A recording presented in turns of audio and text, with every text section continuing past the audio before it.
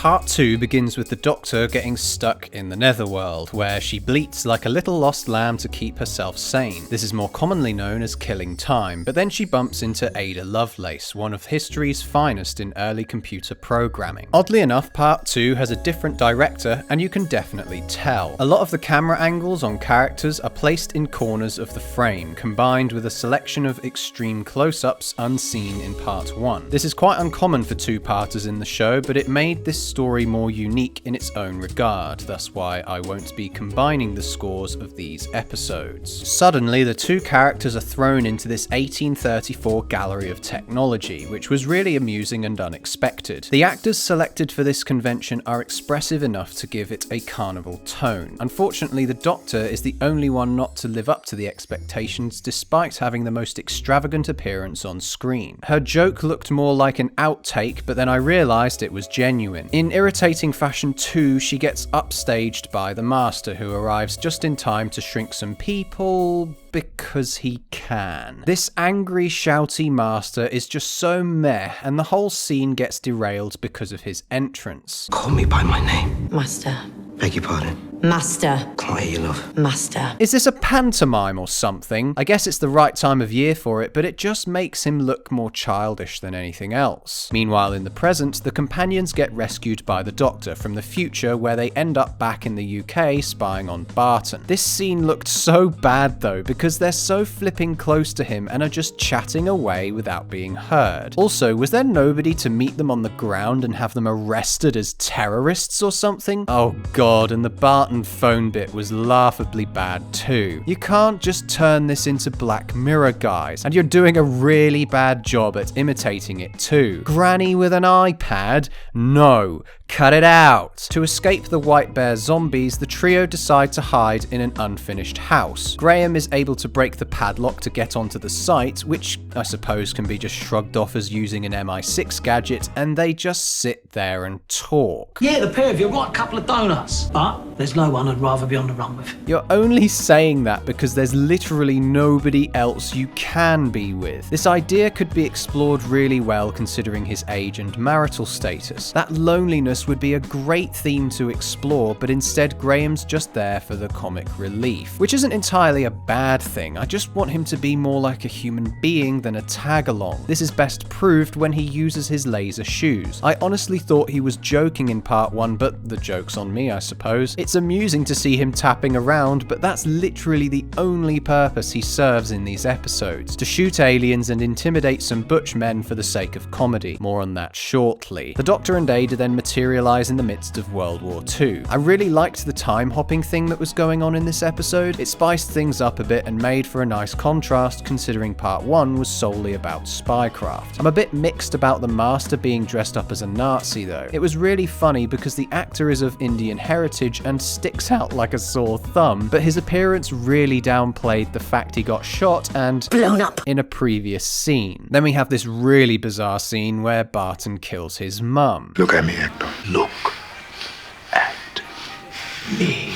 This was quite the diversion from the story, and yet I was curious because of how messed up this situation is. This bitter boy growing up knowing that his mum will never be happy with him was the only real bit of character development our bad guy gets. I reckon if they didn't force the Master into this two-parter, Barton might have been a far more interesting antagonist. Later on, the gang find her corpse, which just ruined the whole scenario for me. He killed his own mum And left her here. I can't tell if they're trying to be funny or just stating the outright obvious again. That machine was in Barton's office. Okay, it's definitely the latter. Back in 1943, the Doctor and Ada are hidden under the floorboards, and this scene is just strange. After shooting the floorboards, the Master doesn't say anything or even check to confirm the Doctor's dead. What a pointless moment. It's an absolute miracle neither of them got shot. Then the Doctor explains to the audience who their saviour Noor Khan is. It's so obvious that that they just needed an excuse to have 3 first female somethings in the same room at once, but what purpose does it actually serve? Don't get me wrong, I'm happier I know that these 2 people existed in history, both of which probably contributed in some way, shape or form to my comfy existence, but in the context of the Doctor being on the run from the Master, it felt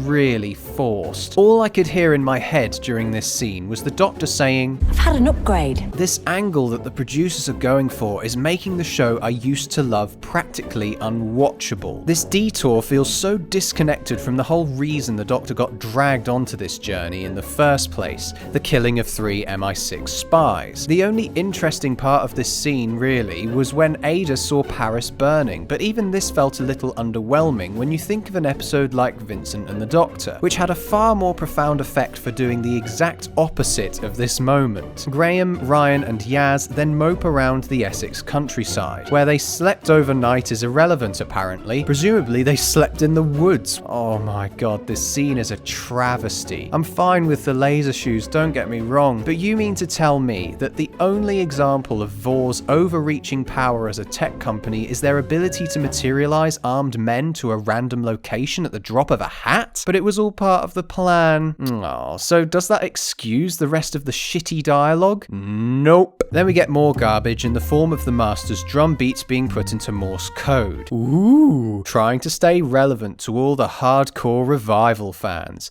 Nice try. The funniest part is, in reality, the pair are just sending the letter H back and forth to each other. Then, as if by magic, the Doctor and Master are suddenly on top of the Eiffel Tower. There's so much wrong with this. How the Doctor got to the top unharmed is obviously irrelevant too. The most stunning thing of all is that the Doctor has just left Ada, somebody who's out of their time period anyway, in a house that just had the Nazis shooting up the floorboards. I thought her coming along for the ride might have upped the stakes a bit, but it didn't. As for the conversation itself, just wow. How do you solve the mess of this story? Just by talking about it, apparently. He explains away that he was able to become a Nazi because of something he learned at school? No wonder he's so childish. This scene felt like it went on longer than it did because of the choppy editing between past and present that goes on throughout. Even with all the answers laid bare, I'm still confused. And please correct me if I'm wrong, I just want to get my head around all this. Was everything that the Master did just a ploy to get the Doctor to listen to him? Just to tease this idea that the Time Lords aren't as good as we believe them to be? For God's sake. We had this in The End of Time. Rassilon, coincidentally played by Timothy Dalton, who also played James Bond, is practically a villain in that story. It feels like none of what I've watched for the past 40 minutes matters because Gallifrey's being destroyed.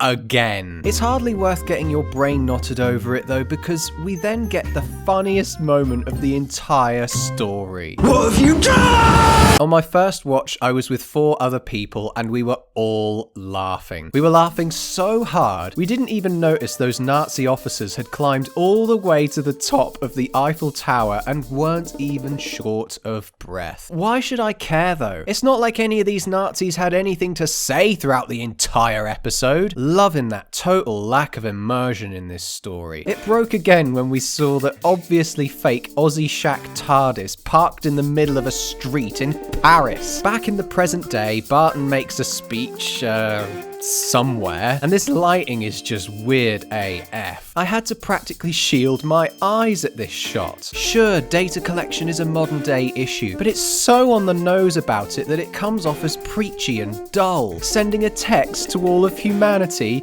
you're having a laugh. Funny, right?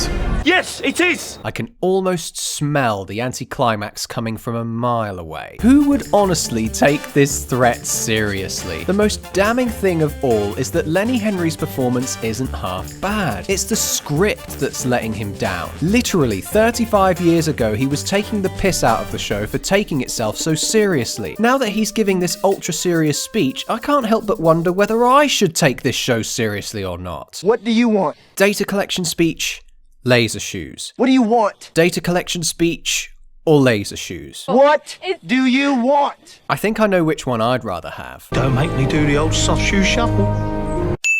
Then everyone starts getting upgraded and the laughter commenced again. The Master then turns up out of nowhere, claiming he just, survived the 20th century just to yell at them? No!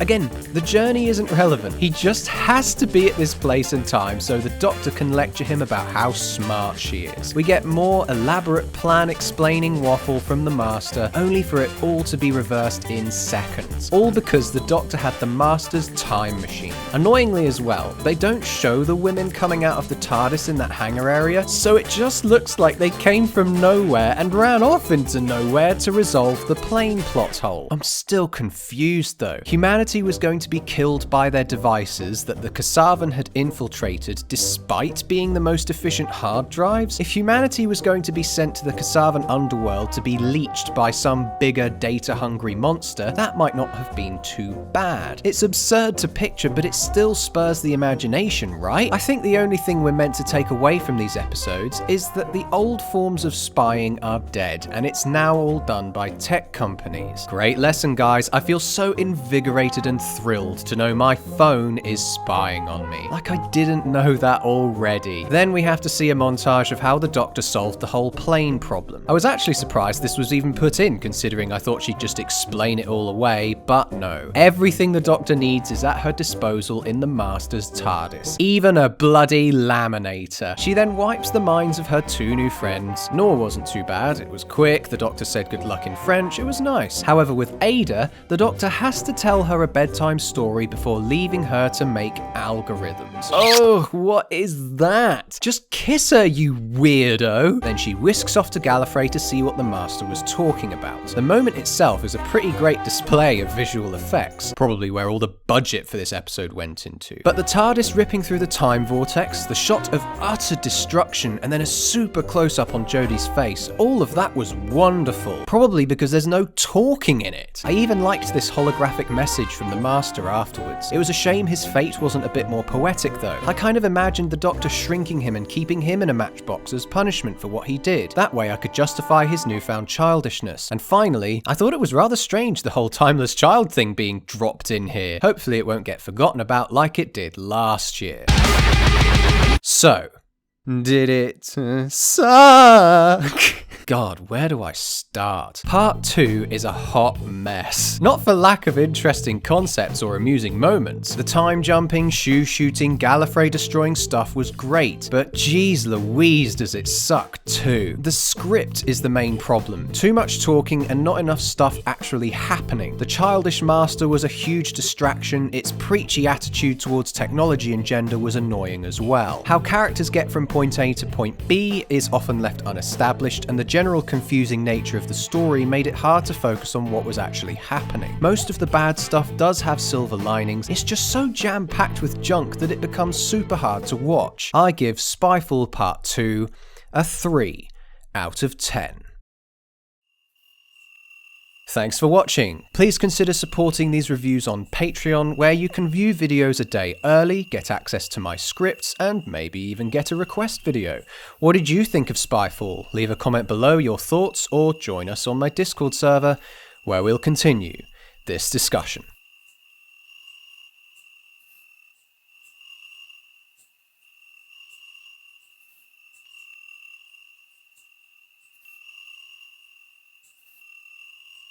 Happy New Year, everyone.